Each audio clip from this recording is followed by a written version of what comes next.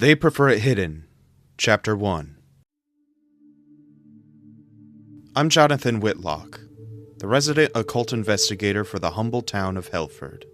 Saying I've seen things is a bit of an understatement. There's always new lessons to learn in this job, mainly ones about not dying. As it turns out, I'm pretty good at that. Most wouldn't call what I do fun, but that's because it's an acquired taste. I've had to contend with a lot while stuck in the jaws of a rabid leprechaun. It's a road full of speed bumps, all originating from one man, my uncle. Uncle Whitty was an interesting individual. He was the kind of guy to find whimsy at breakfast and magic at dinner. He'd point to a circle of mushrooms and tell me fairies made them. When visiting his home in Helford, he'd take out his telescope and show me the constellations. One strange memory I have is about how he acted about the basement. I was 9, messing with one of my coloring books on the living room carpet. Drawings didn't seem to cure my boredom, so I got up and wandered. Most of the house was open to me, but the basement stairs caught my eye over everything else. Judging it from a child's eye, the basement was a dark place people rarely ever went to. Most times it was drowned out by silence, but this time, a light melodic hum came deep from its concrete lungs.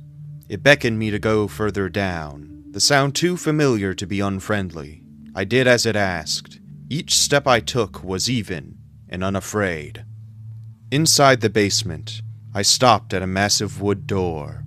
It was dark and smooth to the touch, resembling obsidian in the dimly lit room. Etched into it were scenes of deep forests. Overlooking this other world was a man whose beard melded with the forests beneath him. The hum was now in my ear. At that moment, it felt like the most important thing in the world. I reached for the door handle. Before I could pull it, Uncle Whitty appeared and snatched me away from it. He held onto me tight, his breath tinged with panic and exhaustion. "Not him, damn it! Anything but him," he said to the door. Knelt down to my level, Uncle Whitty said, "Johnny, you need to listen to me carefully.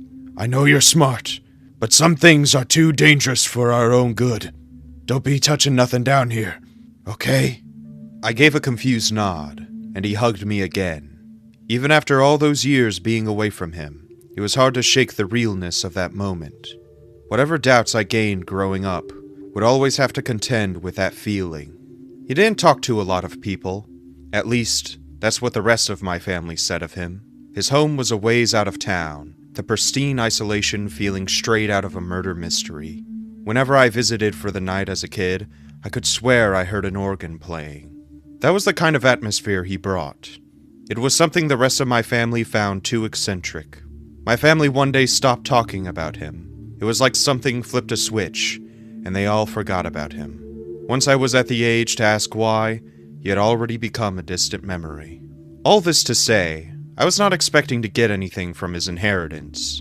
I couldn't even go to his funeral, since my landlord was having me evicted by then. I wasn't special growing up. I didn't do clubs, sports, or really anything. School wasn't my strong suit either. I was in the middle of the road. Those things don't matter at the time, but you start feeling it later on. It matters in an emotional sense.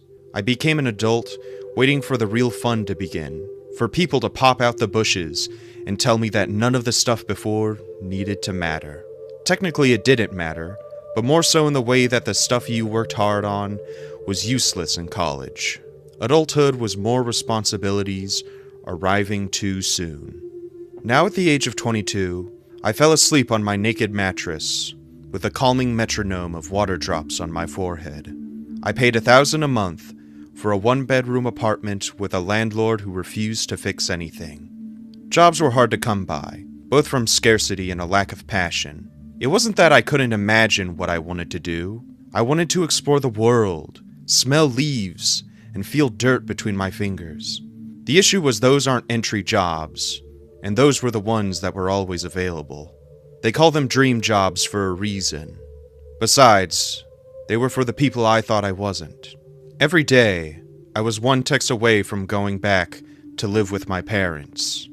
The day of my eviction, I was stacking boxes shoulder high and praying they wouldn't collapse on me later. The funeral had passed a day or so ago, By then, I had sent all the condolences I could to my grandparents, which most of my family neglected to do.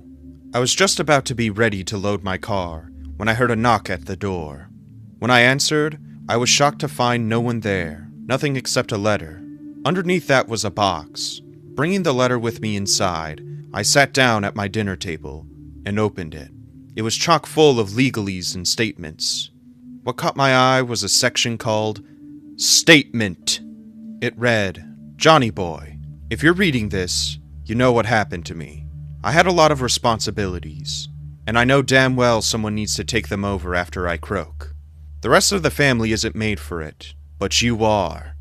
I'm giving you the house. Whatever's in it is yours too.